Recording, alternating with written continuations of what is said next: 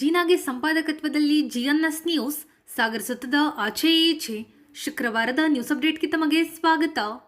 ಮುಖ್ಯಾಂಶಗಳು: ಆವಿನಹಳ್ಳಿ ಸರ್ಕಾರಿ ಪ್ರೌಢಶಾಲೆಯಲ್ಲಿ ವಿವೇಕ ಯೋಜನೆಯಡಿ ನೂತನ ಕಟ್ಟಡ ಲೋಕಾರ್ಪಣೆ ಮಾಡಿದ ಶಾಸಕರು. ಗ್ರಾಮೀಣ ಪ್ರದೇಶಗಳಲ್ಲಿ ಶಿಕ್ಷಣಕ್ಕೆ ಹೆಚ್ಚಿನ ಒತ್ತು ನೀಡಲಾಗುತ್ತದೆ ಎಂದ ಬೇಳೂರು. ಸಾಹಿತ್ಯ ಪರಿಷತ್ತಿನಿಂದ ಸ್ವಾತಂತ್ರ್ಯ ದಿನಾಚರಣೆ, ಧ್ವಜಾರೋಹಣ ನೆರವೇರಿಸಿ ಸಂದೇಶ ನೀಡಿದ ವಿಟಿ ಸ್ವಾಮಿ. ಗಿಣಿವಾರದ ಕೊಡಚಾದ್ರಿ ವಸತಿ ಶಾಲೆಯಲ್ಲಿ ಮಳಲಿ ಶ್ರೀಗಳಿಂದ ಧ್ವಜಾರೋಹಣ. ಈಗ ಸುದ್ದಿಯ ವಿವರ. ಶಿಕ್ಷಣ ಪಡೆಯುವುದು ಪ್ರತಿಯೊಬ್ಬರ ಹಕ್ಕು. ಗುಣಮಟ್ಟದ ಶಿಕ್ಷಣ ಪಡೆದು ಉತ್ತಮ ಭವಿಷ್ಯ ರೂಪಿಸಿಕೊಳ್ಳುವತ್ತ ಮಕ್ಕಳು ಗಮನಹರಿಸಬೇಕು ಎಂದು ಶಾಸಕ ಗೋಪಾಲಕೃಷ್ಣ ಬೇಳೂರು ತಿಳಿಸಿದರು. ಸಾಗರ ತಾಲೂಕಿನ ಆವಿನಹಳ್ಳಿ ಸರ್ಕಾರಿ ಪ್ರೌಢಶಾಲೆಯಲ್ಲಿ ಗುರುವಾರ ವಿವೇಕ ಯೋಜನೆಯಡಿ ನಿರ್ಮಿಸಿರುವ ನೂತನ ಕಟ್ಟಡ ಲೋಕಾರ್ಪಣೆ ಮಾಡಿ ಅವರು ಮಾತನಾಡುತ್ತಿದ್ದರು. ಕಟ್ಟಡವನ್ನು ಉದ್ಘಾಟನೆ ಮಾಡಿದ್ದೀವಿ, ಈಗಾಗಲೇ ಚೆನ್ನಾಗಿ ಬಂದಿದೆ, ಅದನ್ನು ಉಪಯೋಗ ಮಾಡಿಕೊಳ್ಬೇಕು.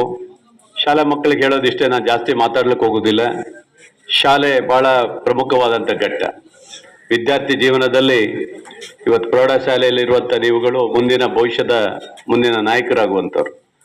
ತಾವು ಹೆಚ್ಚಿನ ಸಹಕಾರ ಕೊಡೋ ಮೂಲಕ ಇಲ್ಲಿ ಓದಿದ್ರೆ ಬಹುಶಃ ನಮ್ಮ ಶಿಕ್ಷಕರು ಇವತ್ತು ಏನು ಸಾಗರ ಮತ್ತು ಹೊಸನಗರ ತಾಲೂಕಿನಲ್ಲಿ ಶಿಕ್ಷಕ ಬಂಧುಗಳು ಅತ್ಯಂತ ಯಶಸ್ವಿಯಾಗಿ ಪಾಠ ಮತ್ತೆ ಸ್ಕೂಲಿಗೆ ಹೆಸರು ತರುವಂಥ ಕೆಲಸ ನೀವು ಮಾಡಬೇಕು. ಅದೇ ಉದ್ದೇಶ ನಮ್ದು ಅಷ್ಟೇ, ಮತ್ತೇನು ನಾನು ಕೇಳುವುದಿಲ್ಲ. ಯಾಕಂದರೆ ಶಾಲೆ ಬಹಳ ಪ್ರಮುಖ ಘಟ್ಟ. ಅದರಲ್ಲಿ ನಮ್ಮ ಶಾಲೆ ಕಮಿಟಿ ಅಧ್ಯಕ್ಷರು ಮತ್ತು ಇಲ್ಲಿಯ ಸದಸ್ಯರು ಭಾಳ ಚೆನ್ನಾಗಿ ಕೆಲಸ ಮಾಡ್ತಾರೆ. ನಾನೊಂದು ಇದು ಏನು ಉದ್ಘಾಟನೆ ಮಾಡಿದ್ವಲ್ಲ, ಅದು CC ಕ್ಯಾಮ್ರಾ ಮತ್ತೆ ಏನು ಬೇಕಾದರೂ ಸಾಧನೆ ಮಾಡಲಿಕ್ಕೆ ಅವಕಾಶಗಳಿದೆ. ನಮ್ಮ ಮಕ್ಕಳಿಗೋಸ್ಕರ ಏನು ಬೇಕಾದ್ರೂ ಮಾಡಲಿಕ್ಕೆ ಅವಕಾಶ ಇದೆ. ನಿಜವಾಗ್ಲೂ ಬಸವರಾಜ್, ನಿಮಗೆ ಮತ್ತು ನಿಮ್ಮ ತಂಡಕ್ಕೆ ಹೃದಯಪೂರ್ವಕವಾಗಿ ಅಭಿನಂದನೆ ಸಲ್ಲಿಸ್ತೀವಿ. ಒಳ್ಳೆ ಕೆಲಸ ಮಾಡಿದ್ದೀರಿ ಇವತ್ತೆಲ್ಲ.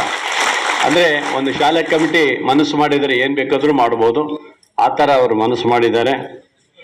ಹಾಗೆ SSLCಯಲ್ಲಿ ಅದ್ಭುತವಾದಂಥ ಸಾಧನೆ, 100ಕ್ಕೆ 100 ಸಾಧನೆ ಮಾಡಿದ್ದೀರಿ. ನಿಮ್ಗೆಲ್ರಿಗೂ ಅಭಿನಂದನೆ. ಅದರಲ್ಲಿ ನಮ್ಮ ಶಿಕ್ಷಕರಿಗೆ ದೊಡ್ಡ ಚಪ್ಪಾಳೆ ಹೊಡಿಬೇಕು ನೀವೆಲ್ಲರೂ.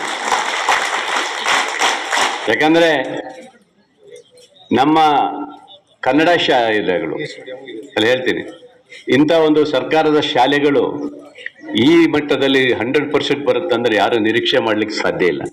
ಆ ಥರ ನಮ್ಮ ಶಿಕ್ಷಣವನ್ನು ಕೊಟ್ಟಿದ್ದಾರೆ ಇವತ್ತು ನಮ್ಮ ಶಿಕ್ಷಕ ಬಂಧುಗಳು, ಈ ಆಡಳಿತ ನಡೆಸುವಂಥವ್ರು. ಯಾಕಂದರೆ ಸುಮಾರು ನಮ್ಮ ಸಾಗರದಲ್ಲಿ ಸುಮಾರು 11-12 ಶಾಲೆಗಳು 100% ಬಂದಿದೆ. 24 ಶಾಲೆಗಳದು. ಅದೇ ಪ್ರೈವೇಟ್ ಶಾಲೆಯಲ್ಲಿ ಭಾಳ ಜನರು ಏನಾಗಿದೆ ಅಂದರೆ, ನಮ್ಮ ಸರ್ಕಾರಿ ಶಾಲೆ ಅಂದರೆ ಮೂಗು ಮುರಿತಾರೆ, ಆದರೆ ಪ್ರೈವೇಟ್ ಶಾಲೆಗೆ ಹೋಗಿ ಸೇರಿಸ್ತಾರೆ. ಪ್ರೈವೇಟ್ ಶಾಲೆಯಲ್ಲಿ 100% ಬರೋದೇ ಕಮ್ಮಿ ಇರ್ತದೆ. ಅಲ್ಲಿರುವಂಥ ಶಿಕ್ಷಕರು ನಾವು ಕೊಟ್ಟಿರ್ತೀವಿ. ಆದರೆ ಏನಾಗಿದೆ, ಇಲ್ಲಿಯ ಶಾಲೆಗಳ ಬಗ್ಗೆ ಅಶ್ರದ್ಧೆ ಮಾಡ್ತಾರೆ ಕೆಲವು ಪೋಷಕರುಗಳೆಲ್ಲ. ಖಂಡಿತ ಆ ಥರ ಮಾಡಕ್ಕೆ ಹೋಗ್ಬಿಡಿ. ನಮ್ಮ ಸರ್ಕಾರಿ ಶಾಲೆಗಳು ಉತ್ತಮ ಶಿಕ್ಷಕರು, ನುರಿತ ಶಿಕ್ಷಕರಿರುವಂಥ ಶಾಲೆ ಇದೆ. ಆದ್ದರಿಂದಲೇ ಆವಿನಹಳ್ಳಿ ಶಾಲೆ 100ಕ್ಕೆ 100% ಬಂದಿದೆ. ಹಾಗಾಗಿ ಅಂಥ ಶಾಲೆಗಳಿಗೆ ಮುಂದಿನ ವರ್ಷನೂ ಬರಲಿ, ಚೆನ್ನಾಗಿ ಓದ್ರಿ, ಒಳ್ಳೇದಾಗಲಿ. ಈ ಕಟ್ಟಡ ಸ್ವಲ್ಪ ಲೀಕೇಜ್ ಆಗಿ ಇದಾಗ್ತದೆ, ಅದಕ್ಕೆ. ಕಾರ್ಯಕ್ರಮದ ಅಧ್ಯಕ್ಷತೆ ವಹಿಸಿ ಶಾಲಾಭಿವೃದ್ಧಿ ಸಮಿತಿ ಅಧ್ಯಕ್ಷ ಬಸವರಾಜ್ ಮಾತನಾಡಿದರು. ಆವಿನಹಳ್ಳಿ ಗ್ರಾಮ ಪಂಚಾಯಿತಿ ಅಧ್ಯಕ್ಷೆ ಜಯಲಕ್ಷ್ಮಿ, ಸದಸ್ಯರಾದ ರಾಜು ಪಟೇಲ್, ಸಫಿಯಾ, ಕುಮಾರ್, ಸತೀಶ್, ಕೋಳೂರು ಗ್ರಾಮ ಪಂಚಾಯಿತಿ ಅಧ್ಯಕ್ಷ ನವೀನ್ ಗೌಡ, ಆಪ್ಸ್ಕೋಸ್ ಅಧ್ಯಕ್ಷ BA ಇಂದುಧರ ಗೌಡ, ಪರಶುರಾಮಪ್ಪ ಇ, ಸಿದ್ದವೀರಪ್ಪ ಗೌಡ, ನಂಜುಂಡಪ್ಪ ಇನ್ನಿತರರು ಹಾಜರಿದ್ದರು. ವರ್ಷ ಮತ್ತು ಸಂಗಡಿಗರು ಪ್ರಾರ್ಥಿಸಿದರು. ನಾಗೇಶ್ ಸ್ವಾಗತಿಸಿದರು. ಸುಬ್ರಹ್ಮಣ್ಯ ಕಾರ್ಯಕ್ರಮ ನಿರೂಪಿಸಿದರು. ಪ್ರತಿಯೊಬ್ಬರಲ್ಲೂ ತಾನೊಬ್ಬ ಭಾರತೀಯ ಎನ್ನುವ ಮನೋಭಾವ ಮೂಡಿಬರಬೇಕು. ಪರಸ್ಪರ ಐಕ್ಯಮತೆಯಿಂದ ಬದುಕು ನಡೆಸುವಂತೆ ಆಗಬೇಕು ಎಂದು ಸಾಹಿತ್ಯ ಪರಿಷತ್ ಅಧ್ಯಕ್ಷ ವಿಟಿ ಸ್ವಾಮಿ ತಿಳಿಸಿದರು. ಸಾಗರದ ಸಾಹಿತ್ಯ ಭವನದಲ್ಲಿ ಗುರುವಾರ ತಾಲೂಕು ಕನ್ನಡ ಸಾಹಿತ್ಯ ಪರಿಷತ್ ಹಾಗೂ ನಿವೃತ್ತ ನೌಕರರ ಸಂಘದ ವತಿಯಿಂದ ಹಮ್ಮಿಕೊಳ್ಳಲಾಗಿದ್ದ 78ನೇ ಸ್ವಾತಂತ್ರ್ಯ ದಿನಾಚರಣೆ ಕಾರ್ಯಕ್ರಮದಲ್ಲಿ ಅವರು ಧ್ವಜಾರೋಹಣ ನೆರವೇರಿಸಿ ಮಾತನಾಡುತ್ತಿದ್ದರು.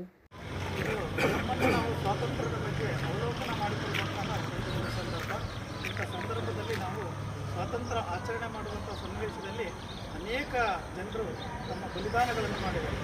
ನಾವು ಮೊನ್ನೆ ಅಷ್ಟೇ ಸಾಕಷ್ಟು ಚರ್ಚೆ ಮಾಡ್ತಾ ಇದ್ದೀವಿ. ಸ್ವಾತಂತ್ರ್ಯ ದಿನಾಚರಣೆಯನ್ನು ಆಚರಣೆ ಮಾಡ್ಕೊಳ್ಳಿಕ್ಕೆ ನಾವೆಷ್ಟು ನಿರ್ಧಾರ ಮಾಡ್ತಾ ಇದ್ದೀವಿ. ಸ್ವಾತಂತ್ರ್ಯ ತರಲಿಕ್ಕೋಸ್ಕರ ಎಷ್ಟೆಲ್ಲ ಪರಿಶ್ರಮ ಮಾಡಿದ್ದಾರೆ ಅನ್ನೋದನ್ನು ನಾವು ನೋಡಲೇಬೇಕಾಗಿದೆ. ಯಾರು ಇತಿಹಾಸ ಗೊತ್ತಿರುತ್ತೋ ಅವರು ಇತಿಹಾಸವನ್ನು ನಿರ್ಮಾಣ ಮಾಡಲಿಕ್ಕೆ ಸಾಧ್ಯ ಆಗುತ್ತೆ. ಅದಕ್ಕೊಮ್ಮೆ ನಾವು 78 ವರ್ಷಗಳ ಇತಿಹಾಸ ಇತಿಹಾಸವನ್ನು ನಾವು ನೋಡಬೇಕಾಗಿದೆ, ಅವರ ಹಿಂದಿನ ಇತಿಹಾಸವನ್ನು ಅಧ್ಯಯನ ಮಾಡಬೇಕಾಗಿದೆ. ಎಷ್ಟೆಲ್ಲ ಜನರು ಇದಕ್ಕೋಸ್ಕರ ಪ್ರಾಣವನ್ನು ನೀಡಿರುವಂಥ ಸಂದರ್ಭವನ್ನು ನಾವೆಲ್ಲ ಗಮನಿಸ್ತೀವಿ. ಯಾವುದೇ ಫಲಾಪೇಕ್ಷೆ ಇಲ್ಲದೆ ನಮ್ಮ ದೇಶ ಸುಭಿಕ್ಷವಾಗಿರಬೇಕು, ಸ್ವತಂತ್ರವಾಗಿರಬೇಕು, ಸಮಗ್ರವಾಗಿರಬೇಕು, ಸಮಸ್ತವಾಗಿರಬೇಕು, ಎಲ್ಲ ಸಮಾಜ ಒಂದಾಗಿರಬೇಕು, ಭಾರತೀಯರನ್ನುವಂತಹ ಮನೋಭಾವನೆ ಇಟ್ಕೊಂಡು ಇವತ್ತು ಈ ಸ್ವಾತಂತ್ರ್ಯ ದಿನಾಚರಣೆಯನ್ನು ಆಚರಣೆ ಮಾಡಬೇಕಾಗಿರುವಂಥ ಸಂದರ್ಭ ಬಂದಿದೆ. ಆದರೆ ನೋವಿನ ಸಂಗತಿ ಏನಂತ ಹೇಳಿದರೆ, ಇತ್ತೀಚಿನ ದಿನಗಳಲ್ಲಿ ನಾವೆಲ್ಲರೂ ಸಹ ಸಮುದಾಯಗಳು, ಧರ್ಮ, ಸಮಾಜ ಹೀಗೆ ಹೋಗ್ತಾ ಇರುವಂಥದ್ದು ಅತ್ಯಂತ ಬೇಸರದ ಸಂಗತಿ. ಆದರೆ ನಾವು ಇಡೀ ದೇಶಕ್ಕೆ ಒಂದೇ ಒಂದು ಧ್ವಜ ಅಂತ ಹೇಳಿದರೆ ಅದು ರಾಷ್ಟ್ರಧ್ವಜ. ರಾಷ್ಟ್ರಧ್ವಜದ ಕೆಳಗಡೆ ನಿಂತ್ಕೊಂಡು ಎಲ್ಲರೂ ನಾವು ಭಾರತೀಯರನ್ನುವಂತಹ ಹೆಮ್ಮೆಯಿಂದ ನಾವು ಇವತ್ತು ಬದುಕ್ತಾ ಇದ್ದೀವಿ, ಇವತ್ತು ರಕ್ಷಣೆ ಇದೆ. ಆಗ ಇಡೀ ಜಗತ್ತನ್ನು ನಾವು ನೋಡ್ತಾ ಇದ್ದರೆ ಇವತ್ತು ಎಷ್ಟು ಸಾವು ನೋವುಗಳು ಅನುಭವಿಸ್ತಾ ಇದೆ, ತಲ್ಲಣಗಳಾಗ್ತಾ ಇದೆ ದೇಶಗಳೆಲ್ಲ. ಆದರೆ ಭಾರತ ಸುರಕ್ಷಿತವಾಗಿದೆ ಅಂತ ಹೇಳಿದರೆ ನಮ್ಮ ಭಾರತದ ಸಂವಿಧಾನ, ಭಾರತದ ರಾಷ್ಟ್ರಧ್ವಜ, ಭಾರತದ ಈ ಎಲ್ಲ ಸಂದರ್ಭದಲ್ಲಿ ನಾವೆಲ್ಲ ನೆನಪು ಮಾಡ್ಕೊಳ್ಳೇಬೇಕಾಗಿದೆ. ಆ ನಿಟ್ಟಿನಲ್ಲಿ ನಮ್ಮ ಎಲ್ಲ ಗಣ್ಯರಿಗೆ, ಸ್ವಾತಂತ್ರ್ಯವನ್ನು ತಂದುಕೊಟ್ಟಿರುವಂಥ ಎಲ್ಲ ಮಹನೀಯರಿಗೆ ನಾವು ದೊಡ್ಡದಾಗಿ ಒಂದು ಸೆಲ್ಯೂಟನ್ನು ಹೇಳೋದ್ರ ಮುಖಾಂತರ ನಾವೆಲ್ಲರೂ ಸಹ ನಾವೆಲ್ಲರೂ ಹಿರಿಯರಿದ್ದೀವಿ, ನೀವೆಲ್ಲರೂ ಹಿರಿಯರಿದ್ದೀರಿ. ಹಿರಿಯರಿಗೆ ಮಾರ್ಗದರ್ಶನ ಮಾಡುವಂತಹ ಒಂದು ಮನಸ್ಸುಗಳನ್ನು ನಾವೆಲ್ಲರೂ ಬೆಳೆಸ್ಕೊಳ್ಳೋಣ.